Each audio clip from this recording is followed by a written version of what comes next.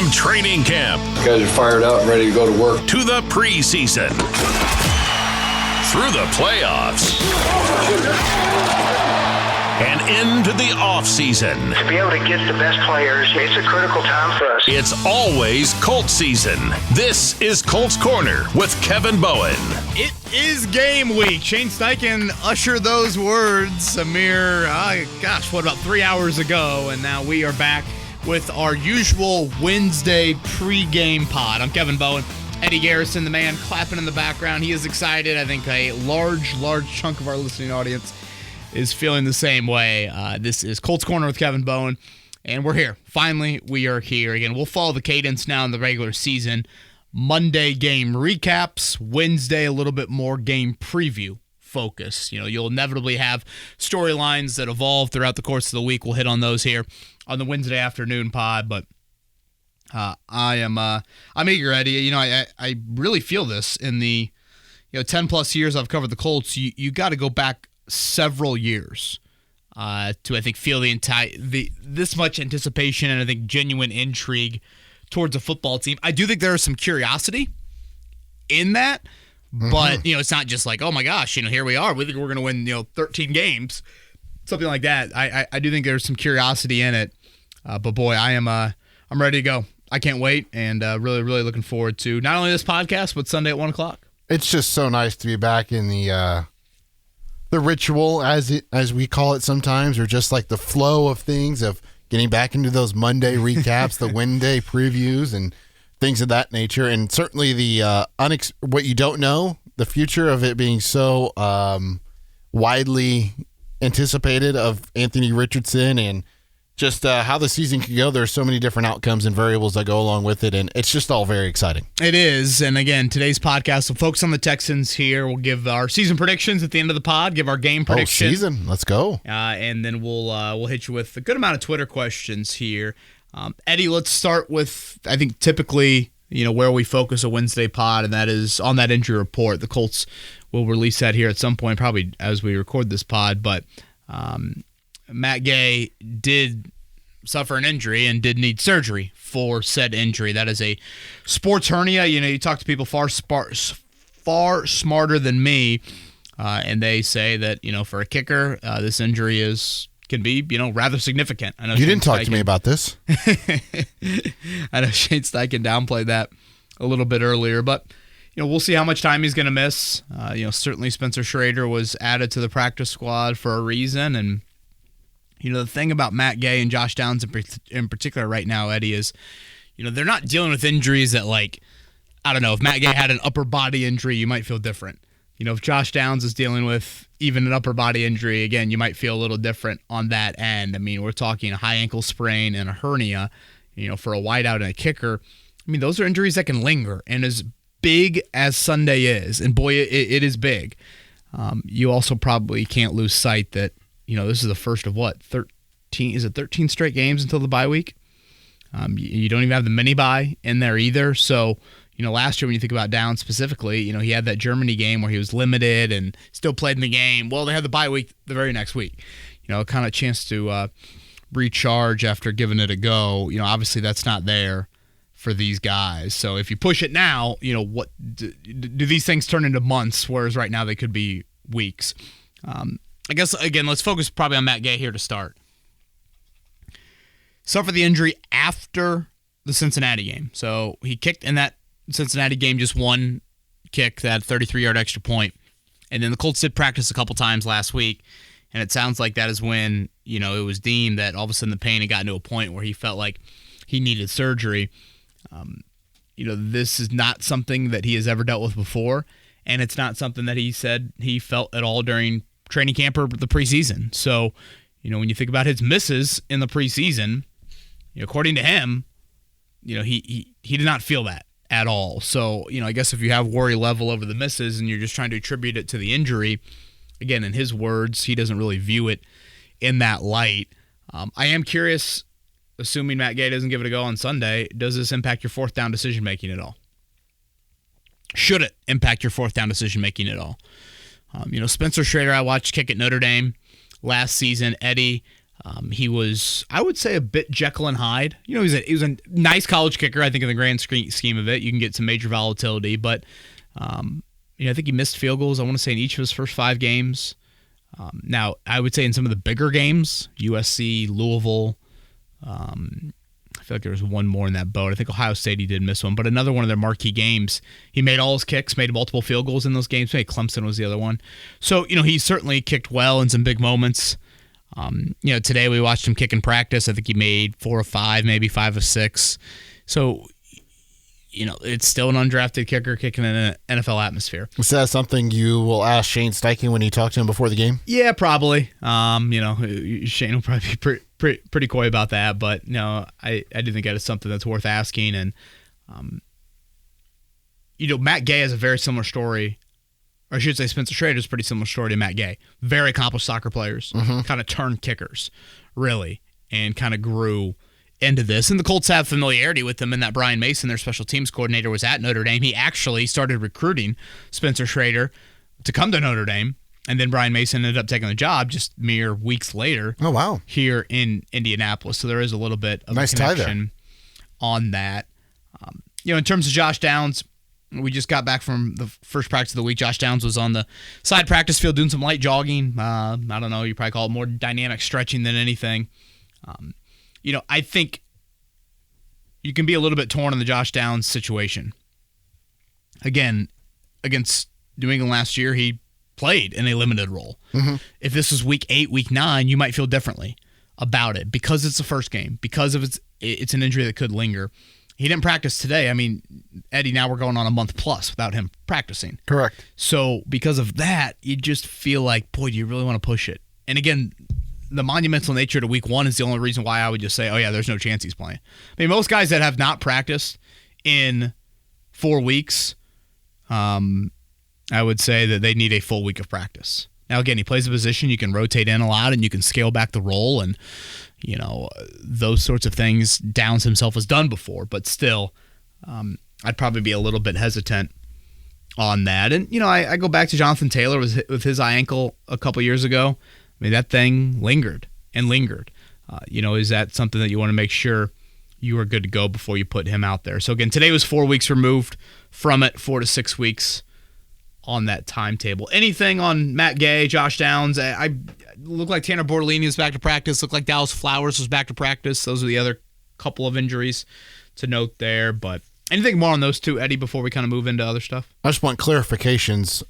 When it comes to the injured reserve, now we knew on roster cut down time you only had 2 players that you could deem as eligible to return from injured reserve and not season ending. Now that the season has started, you can have up to 8 players on that list, correct? I believe so. In that absence, I think it's just 4 weeks on the list. How long until this podcast is out does that news come out? After the podcast comes out, how long until that news comes out? You asked about Matt Gay. Yes. Yeah. It is something that, you get late in the week. And, I asked Shane today, do you consider it long term? I mean, to me, if you're going to miss a month, that's long term. Now, I don't know. Maybe in Shane's language, it's different. I mean, I've heard from some people it can be over a month with this thing. If you look at it, I guess technically he would have had surgery last week, so maybe we're already a week into it. If you feel like he could get back before that window of a full month, maybe you don't put him on IR. Obviously, they're not in the dire need for the roster spot right now, so that's another thing to look at. But that'll be something to keep an eye on. Now, Houston is a little banged up as well. Houston's going to be without their Zaire Franklin, so I do think that is something to certainly note. And how can you stress that? Christian Harris is a very accomplished linebacker, led them in tackles last year. He'll be out. It looked like Will Anderson Jr. was practicing today for them. He has not practiced in a month. This was his first practice since their Hall of Fame game. Also an ankle injury, right? I believe so. And remember, he was banged up for the Week 18 meeting last year. Bit of a limited role there in that game. And him and Daniil Hunter, of course, could form a pretty dynamic duo opposite each other end-wise. So I think that covers everything from a injury standpoint. One final question that I have. How many times can you elevate a player from the practice squad to the 53-man or the game day roster? 3 times a year. You get 2 a week, and you can do that 3 times a year. So they could do Evan Hall week 1, week 2, week 3, for example, and then they'd have to make a decision on him, obviously, They're healthy at running back right now, so that wouldn't appear to make sense. But That's more a connection to Spencer Schrader than anything else. Yeah. Okay, Spencer Schrader, yes, would certainly fall into that boat. To me, Eddie, I look at Sunday and think this. It is a Chris Ballard foam with the mouth type of game. Mm-hmm. It is a game that his biggest belief has not. It can't only be good. It has to be great. I'd argue it has to be dominant. On paper, Houston's equivalent to your secondary is their O-line. Their O-line has question marks. Remember how banged up they were in Week 18 last year? They were also banged up Week 2. Yeah, and I felt like in the Week 18 game, the Colts didn't take advantage of that enough. The Colts were the healthy group up front coming into that game D-line-wise. So this, to me, is just, it's paramount. It's key number one. You've got to speed up C.J. Stroud. You've got to disrupt that timing. This is a key week in and week out, especially when you play these sorts of quarterbacks. But it is an even bigger key right now when you look at the depth at wideout. I went back, and it's a pretty sad thing to do. You go back and look at that Week 18 box score, Eddie. Do you remember the second leading wideout for the Houston Texans? Do you remember his name? Nico Collins had, I think, 27 catches for 400 yards. Do you remember the second leading wideout? Xavier Hutchinson? Xavier Hutchinson. How the hell did you know that? I don't know. I really don't. Gosh, you must be a degenerate like fantasy. I don't even know what type of league you were playing in that you would somehow have known that. It might have been one of those things. I'm like, really? This guy? He had un catch doing this? So he had 6 yards as their second leading wideout. Yeah. Now you have Stephon Diggs. Now you have Tank Dell. And if you look at their numbers last year, all three of those guys, Eddie, had at least 7 touchdowns. All three of those guys had a trio of 100-yard games. The Colts have not had a player do that. Haven't had a wideout do that since T.Y. Hilton in 2014. Mm-hmm. I mean, they've struggled to even get guys with 7 or 8 touchdown catches in a year. Eric Ebron, of course, did that. Dante Moncrief actually got to that number. Last time they won the division. In 2016. But yeah, you got to go back to 2014 when T.Y. led the league in receiving, didn't he, in 2014? It was either 14 or 16. I feel like he led the league. One of those years. In receiving. So, there was only about 15 or 20 guys in the NFL that did that last season. And Houston's got 3 of those players. And again, they only had one of them in that Week 18 matchup, and he lit you up. Now, when you say receiver, you meant wide receiver, right? Because I thought Dalton Schultz had a solid game in that. Yes, wide receiver. Yes, okay. Yes, yeah. Wide out, wide receiver. Yeah. Schultz did have a handful of catches in that game. So, it's going to test your secondary. It's going to test your depth. So how can you alleviate that? How can you help them out? Well, the pass rush can do that for you. So, there's something Gus Bradley, said earlier this week that is intriguing to me. And I touched on it on a training camp pod, but I think it's worth mentioning. Nick Cross has won that job. Him and Julian Blackmon will be at safety, not clarifying who necessarily is starting at which one. Right, who has free and who has strong duties. It sounds like that will be, something that they could interchange during the game. And I love the sound of that. I think if you're a Colts fan, you should really like that. I mean, Eddie, theoretically, this is year 3 of Gus Bradley. We should be talking about a grad school level defense. Mm-hmm. Not the 101 level, not the 202 level. And, for C.J. Stroud coming to the line of scrimmage, he shouldn't know. Oh, yeah, I know that Nick Cross is going to be the free safety, and I know Julian Blackmon's going to be the strong safety, or vice versa. He should have to decipher that. Yes. He should have to decode that. The more you can disguise, the more that you can put seeds of doubt into the opposing quarterback. This goes for any QB, but Stroud's the guy coming up on Sunday. That is going to help you out, and it gives you another advantage. And so I like the sound of that. Could that lead to issues? Could that lead to some miscommunication? Potentially. But I truly believe that as a defense, you need to take steps in that direction. And again, year 3 for me would be that. I think when you look at the Colts offensively, I reminded myself today, I'm like, damn, we have forgotten about Jonathan Taylor. We have not brought him up. Yeah, we have not done a proper job in giving the attention that is there for him. I know you have pointed out on many occasions what Taylor does against the Texans. Yes, in 6 games, he has rushed for 811 yards on 136 attempts, meaning he's averaging 5.96 yards per carry, 140 or more rushing yards in each of the last 4 games against Houston.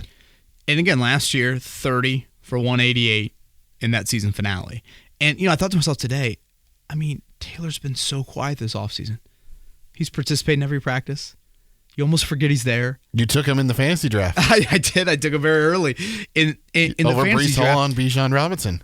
Because I go back, Eddie, to, when he came into that 2023 season, we're talking about a guy that set an NFL record. Highest yards per carry of any player in the league up until that point through 4 seasons of a career. We're not talking about him next to Anthony Richardson of any of those seasons. Look at what Zach Moss did next to Richardson versus Gardner Minshew last year. And frankly, I feel like I only hear about Taylor in fantasy. People are asking him about me. So, when I look at this 2024 football team for the Colts, I see, okay, let me ask you this. What has been a great aspect to Colts teams as of late? If you had to define something as they are great in this area, to me, that is a top 5, top 7-ish aspect of their football team. It's a good question. Running the football? I think run defense actually is probably where I'd go. Running in general, I'm sure you could point to some stats, but I don't know, outside of that, whatever it was when Taylor shattered the rest of the league in terms of running, I don't know, over the course of the 5 years that you go back, if you call it great, I think above average is probably fair. But I really think they have the potential to be great with their rushing attack and then potentially with their defensive line. Mm-hmm. And if you can do that, then what does that do for your other areas? How much are you taking off the plate of Richardson as a thrower? How much of that are you taking off the plate of your secondary as an inexperienced, unproven group? Those I think are huge, huge elements to this season. I don't know if Houston's the best opponent for Anthony Richardson week 1. And by that, I mean this. Small sample size, but they saw firsthand what he can do. He lit them up in that quarter plus. So I don't think you'll get a very we don't even know who he is, and we watched him in that Cincinnati preseason game, and it was a roller coaster. No. I think Houston, whether Houston saw Taylor in week 18 or Richardson in week 2, they will know the individual potency. Of course, now you're putting those two together, and defending that is a whole different animal. So obviously, I think that's where your intrigue lies heading into Sunday. I feel like that kind of covers everything for me from a Colts standpoint. I think it's weird we're now a week into it and they've barely touched the 53-man roster. Samuel Womack's it. One move. I think that's certainly on the short end of that. And unless you got anything to add, Eddie, that's probably kind of covers my overall thoughts on this one. I think Nico Collins is the guy that the Colts have to hone in on the most between the 3, even though Tank Dell's probably the most explosive, but he did 7 for 146 and a touchdown and 9 for 195 and a touchdown against the Colts last year. And the Colts simply don't have anyone outside of Juju Brents that can really line up with the size that Nico Collins presents outside. Yeah, it's going to be all hands on deck. It's going to be all hands on deck, and that's why I point so much to that front. And again, you've got 4 first-round picks and 3 second-rounders in that front 7. In that front 4. Think about that, Eddie. You got 7 top 2-round picks in your defensive line. You've got tons of money invested in that group as well. And I'm not even accounting for Samson Ebukam. He's not in that boat. So what can that group do? And for me, for this to be a game where you've got a great chance late, you need your defensive line to be, you need them to be dominant. And it's interesting because on paper, you could make the case, Eddie, that Houston's greatest strength is against your biggest weakness. Their receivers and their passing attack overall.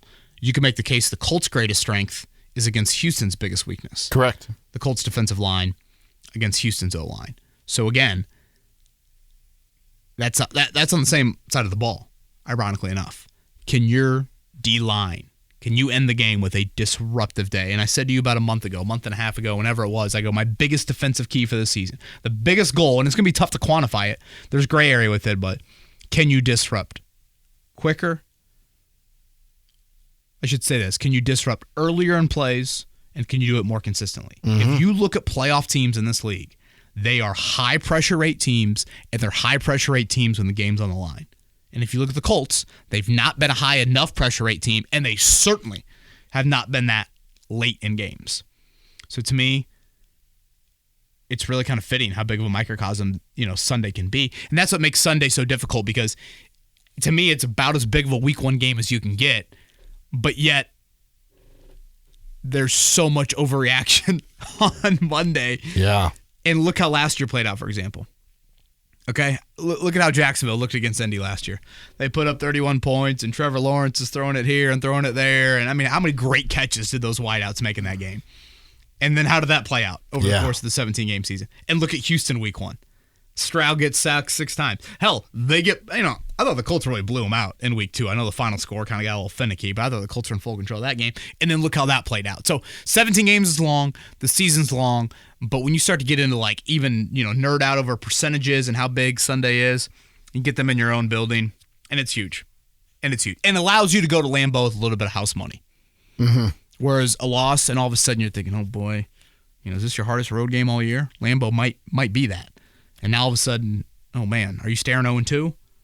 If you're 0-2, what's Caleb Williams and the Bears looking like in a building that you've been to enough Colts home games? There's going to be plenty of Bears faithful in that building. So that, I think, just kind of adds to the magnitude of Sunday.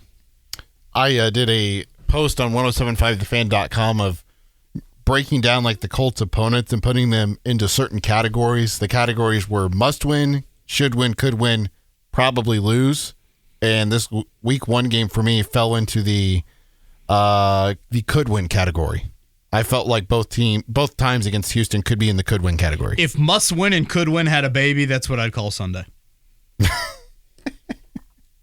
Are you good at that? Yeah. Now, the key thing here for me is that I put must win in terms of their playoff hopes, because just how tight the race is going to be in the AFC South this year.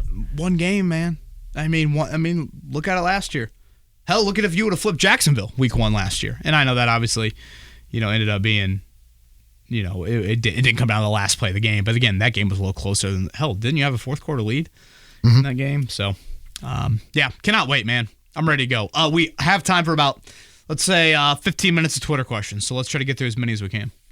We have 8 on deck. We will start with Terp. We've all talked about Gus Bradley getting fired, but do you think there's any chance he would resign? Not that our defense is going to be the worst in the league or anything, but Chris Ballard gave him a pass for last year for not helping enough with the defensive backs, and after an offseason with 0 new faces on the active roster, the writing is on the wall for him to be a scapegoat.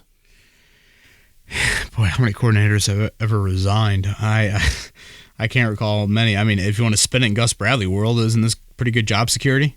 You just allowed 28th most points of any team in the NFL, and your GM took responsibility for it. So I understand where you're kind of going with the question here, but I was thinking something today. Remember when DeForest Buckner had the restructure of the contract? It's that really didn't lead to anything, in terms of this season. And I do think about this with Houston on the schedule. Danielle Hunter and that rumor, what that would have meant for the rest of the offseason. No Latu. Do you draft a corner? Stephen Holder, I asked that question too earlier today when we had him on. He mentioned, potentially no Kenny Moore. I think at one point Kenny said 50-50. He thought he was coming back. I mean, you imagine your corner room without Kenny. Is it relying on a rookie with that 15th overall pick? So just some thoughts there. But I understand the question, but again, I can't see. I don't think Gus has that type of clout. Frankly, I don't know if any coordinator in the league has that clout. Zach says, as we evaluate Ballard, should we evaluate him in 2 different eras between Frank Reich and Shane Steichen, as opposed to the entirety of his career? I know it's possibly giving him more grace than he probably deserves, but I have noticed a large difference between the 2. You have long preached about investing in positions of value, and I think he has done that at multiple stops with Anthony Richardson, Leatu Latu, Adonai Mitchell, the extension of Pittman, etc., which is something that did not exist during the Frank Reich era. DeForest Buckner, Darius/Shaq Leonard, Quentin Nelson being examples off the top of his head. So if we were to take a step back and look at things, could we possibly be evaluating some decisions and placing the results solely on him, when in reality it is a combination of the coaching staff and Chris Ballard. With that said, if we consider this as year 2 as opposed to year 8, then I think we are in a much better position moving forward. Curious as to what your thoughts are on this. It's funny. I think at times if you go to the previous regime, it's a lot of blaming of the other one. And by previous regime, I mean Chuck Pagano and Ryan Grigson. And, at times it's like, well, when the GM's blaming the coach, I'm thinking, wait, didn't you hire that person? Like at the end of the day, I think we evaluate GMs like only off of drafts. It's like, oh, no. Draft picks the only thing that matters. I'm like, well, there actually is a lot more that goes into a GM's, resume, if you will, than strictly draft picks. So, at times I felt like if you want to look at the Reich-Ballard era, all the blame on Reich was a little weird to me. I think the overall choice of going Band-Aid was where the organization failed. And I can go back and think of the first podcast we did post Andrew Luck and think to myself right then and there, all hands need to be on deck to finding that next franchise quarterback immediately in that very next draft. So I think certainly if you want to evaluate as two separate eras, it is much different. When you look at this current era, Zach kind of pointed out there the positions of impact. I do think that's there. But again, if you want to evaluate that, Jim Irsay probably views it that way. Jim Irsay probably views it as, okay, Ballard and Richardson are tied to the hip. Mm-hmm. And, this kind of new set of era. But, for me, I'm just not going to totally eliminate that. I do think it's an all-encompassing resume when it comes to full evaluation. But Irsay's Irsay's own opinion on Ballard probably has to be discussed in a much different light. Mm-hmm. When you hear Irsay's words on him, like if Jim Irsay wanted to, he could utter the statement, Eddie, of, hey, we haven't, been to the standard we'd like to be here in recent years. We know it's disappointing to the fan base. We want to win division titles. We want to get back to being a postseason team. However he wants to phrase it. Right. But instead, it's blue chip GM. Or, again, 2 years ago when you're going through the most dysfunctional time your franchise has had in multiple decades, it's, even Michael Jordan missed shots. So I think hearing a little bit more of just like kind of public, accurate accountability would be something that at least, okay, that makes sense. And that's not where we're at right now. But, again, you can look at it from Irsay's view, or you can look at it from a view as a whole. So if I'm going to evaluate Ballard's time as GM, it will be on a 8-year era. And if you want to evaluate me or tell me to evaluate Ballard under Irsay's lens, then it is, I think, through a Shane Steichen, Anthony Richardson type of era. That may not be the only time you hear blue chip GM reference, depending on if we can get to Blopo's question or not. Brian is up next and wonders, what sort of expectations should Colts fans have? It's been a decade since they have won the division.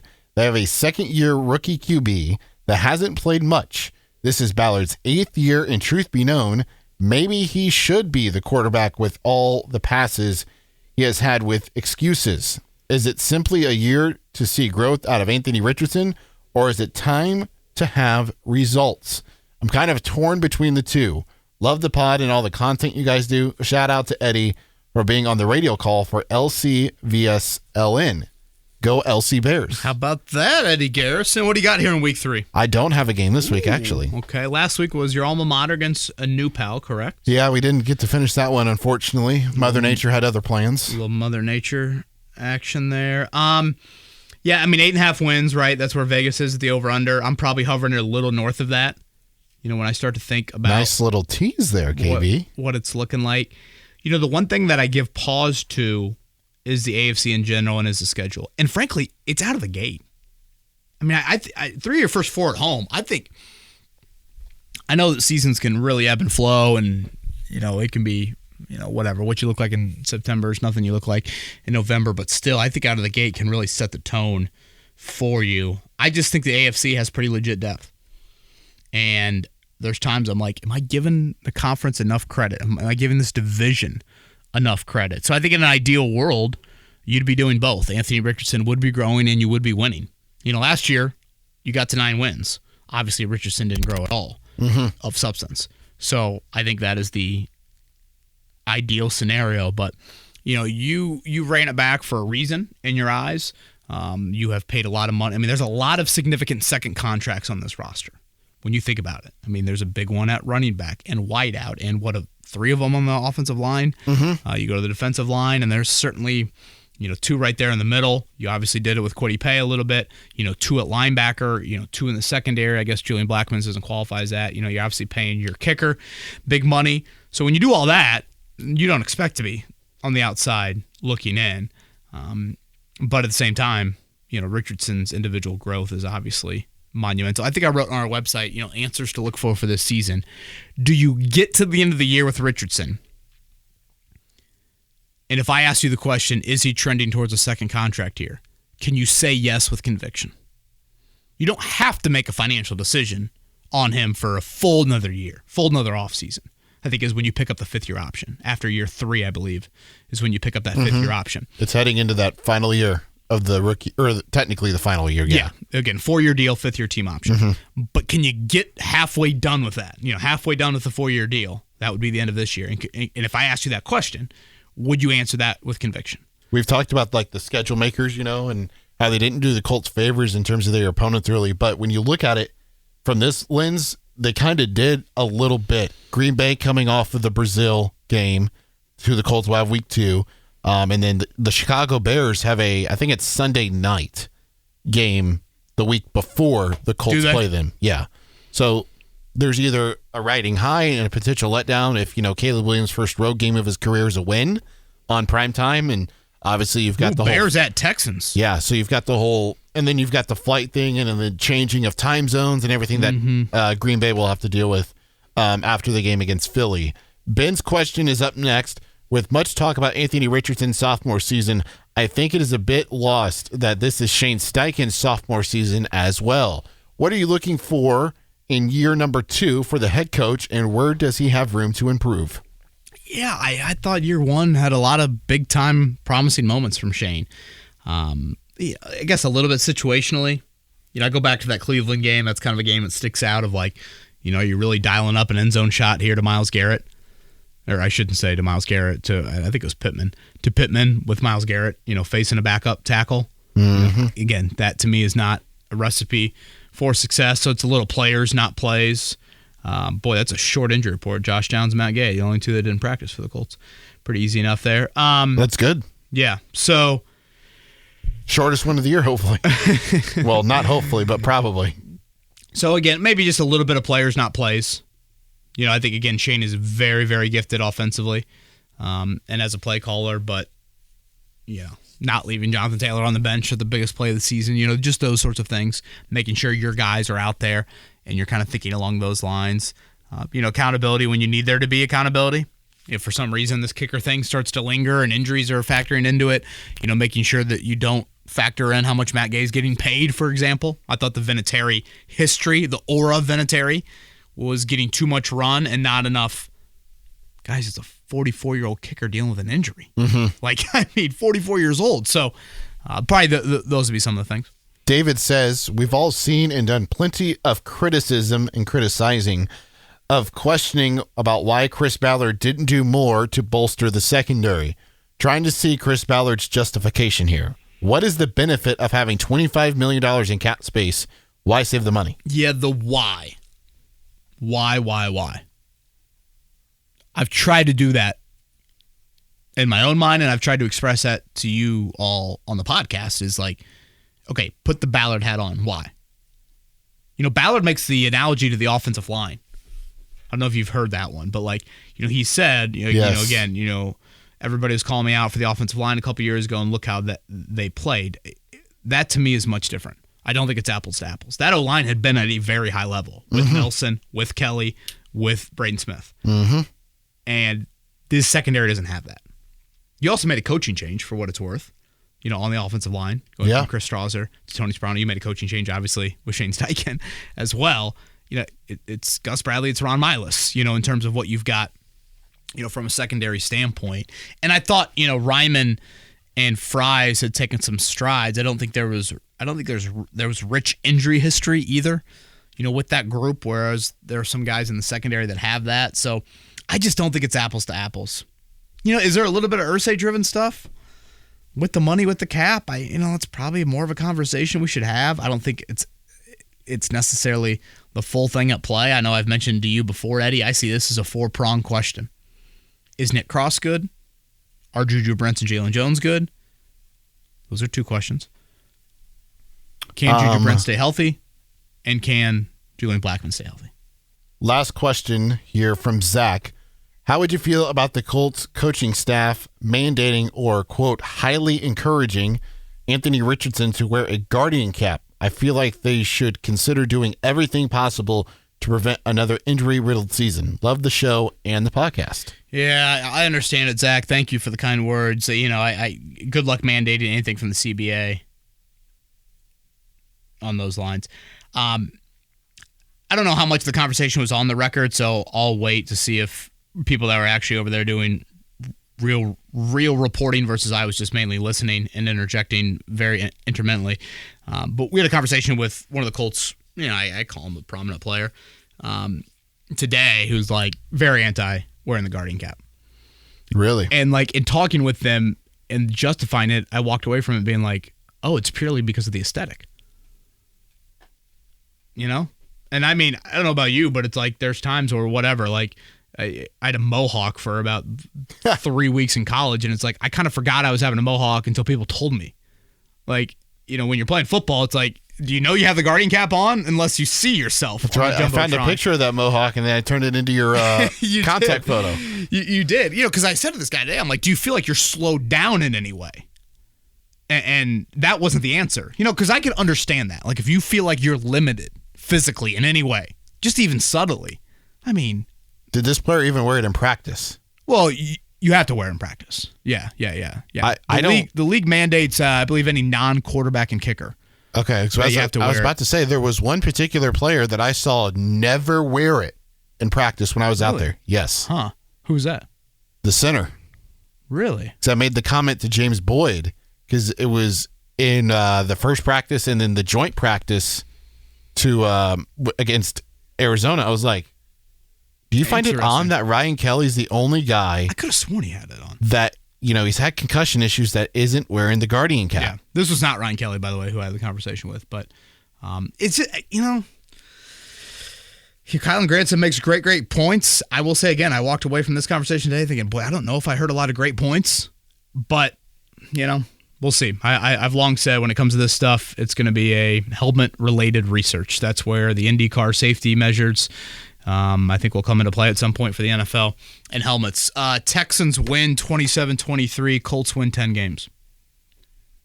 I know we're up against it. What do you got? I've got Texans winning 27-20. Colts winning 9 games. Okay, very close on that. And tons of articles up, 1075thefan.com. We'll be back Monday morning. Week 1 is here, baby. Enjoy it.